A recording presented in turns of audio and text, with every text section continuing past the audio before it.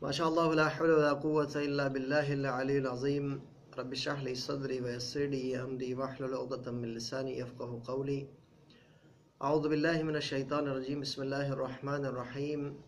अल्हम्दुलिल्लाहि वस्सलातु वस्सलामु अला अहलिहा अम्मा बअदु फ़क़द क़ाला अल्लाहु तबारक व तआला फ़ी मुहकमि किताबिहि व हुवा अस्दक़ुल क़ाइलीन व क़ौलुहुल अहसन बिस्मिल्लाहिर रहमानिर रहीम वला तलबिसुल हक़्क़ बिल बातिल व तक्तुमुल हक़्क़ व अंतुम तअलमून सदक़ल्लाहुल अलिय्युल अज़ीम। बरादरान ईमानी, खुदावंद मुतआल ने आलम इंसानियत की हिदायत के लिए 1,24,000 अंबिया भेजे और उनमें से आखिरी नबी मेरे और आपके प्यारे नबी हज़रत मोहम्मद मुस्तफ़ा सल्लल्लाहु अलैहि व आलिहि वसल्लम ता रोज़ क़यामत तक आपकी नबुव्वत इमामत की शक्ल में, आपके औसिया की शक्ल में और आपके जानशिनों की शक्ल में जारी व सारी है। और यह सिलसिला आप सल्लल्लाहु अलैहि वसल्लम से शुरू हो कर के ता रोज़ क़यामत तक ये सिलसिला जारी रहेगा। लेकिन गुफ्तगू ये हमने ये करनी है कि रसूल सल्लल्लाहु अलैहि वसल्लम की ज़िंदगी में आपने क्या आने वाली नस्लों के लिए या आने वाली उम्मतों के लिए या इस्लाम के आने वाले जो लोग हैं उनके बारे में कुछ फरमाया या मसलन कुरान की आयत पर इक्तिफा किया या आपके औसिया के हवाले किए। अगर हम इस तरफ देखें तो हमें मिलता है कि रसूल सल्लल्लाहु अलैहि वसल्लम ने यानी हर ज़माने के लिहाज से, हर ज़माने के यानी उतार और चढ़ाव के हवाले से, हर ज़माने के मसले मसाइल के हवाले से और हर ज़माने के यानी हाल अहवाल के बारे में आपने इरशाद फरमाया। उन्हीं फरमूदात में से एक इरशाद ये भी है कि आप इरशाद फरमाते हैं कि सयाती अलन्नास ज़मानुन ला युकरिमूनल उलमा इल्ला बिसौबि हसन, यानी एक ऐसा ज़माना आने वाला है लोगों के ऊपर कि जिस ज़माने के अंदर उलमा को अच्छे लिबास से पहचाना जाएगा, उलमा की इकराम, उलमा का एहतराम और उलमा की इज्जत उसके अच्छे लिबास को देखकर किया जाएगा। यानी बाल्फाज दीगर अगर अच्छे इस्त्री करके कपड़े पहने हुए हों, अच्छे और नए कपड़े पहने हुए हों, अच्छा अम्मामा सर पर हो, अच्छे लिबास पहने हुए हों, अच्छी गाड़ियों में सफ़र कर रहे हों, या आजकल के ज़माने में अगर देखा जाए तो दाएं बाएं गार्ड्स हों और सिक्योरिटी गार्ड के हिसार में अगर कोई चल रहे हों तो उसकी बात को मानने के लिए तैयार होंगे, उसकी यानी गुफ्तगू को हुज्जत करार देंगे। लेकिन महल्ले के जो पेश इमाम हैं, महल्ले की मस्जिद के अंदर जो नमाज पढ़ाने वाला है, महल्ले की मस्जिद के अंदर जो दर्स व तदरीस करके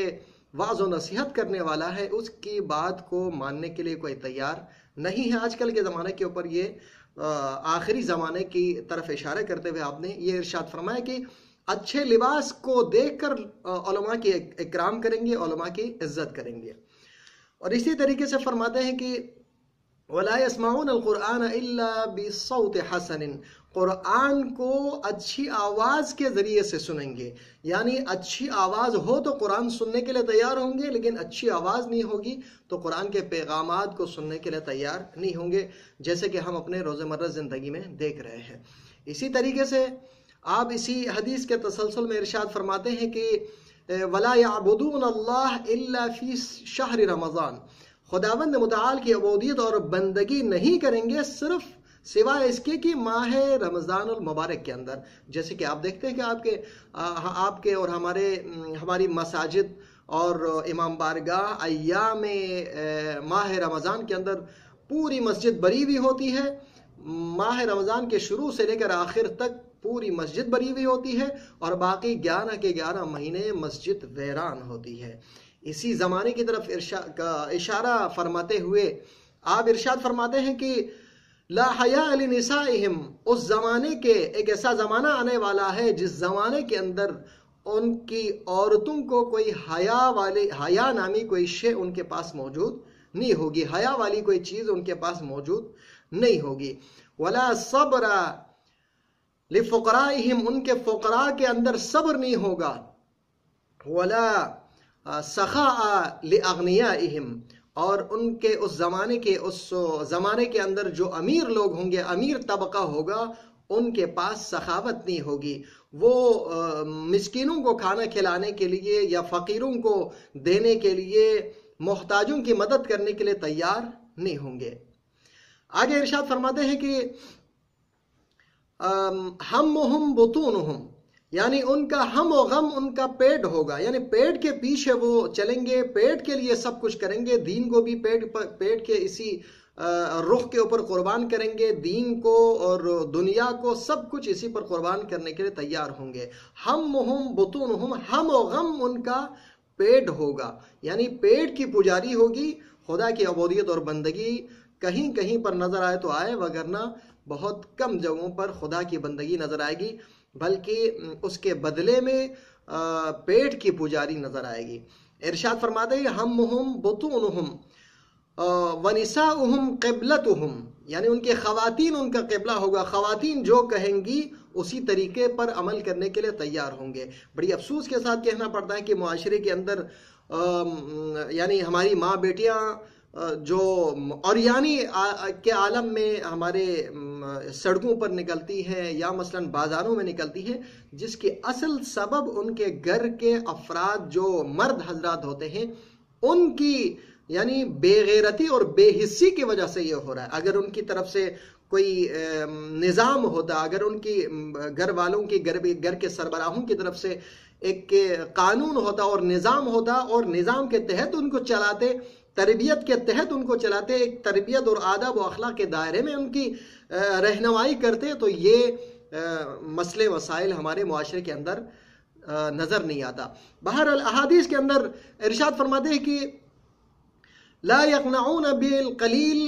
کم پر وہ اکتفا کرنے کے لیے تیار نہیں ہوں گے، ولا یشبعون بالکثیر، زیادہ زیادہ جتنا بھی زیادتی ہوگی دولت کے اندر، جتنی زیادتی ہوگی اس کو یعنی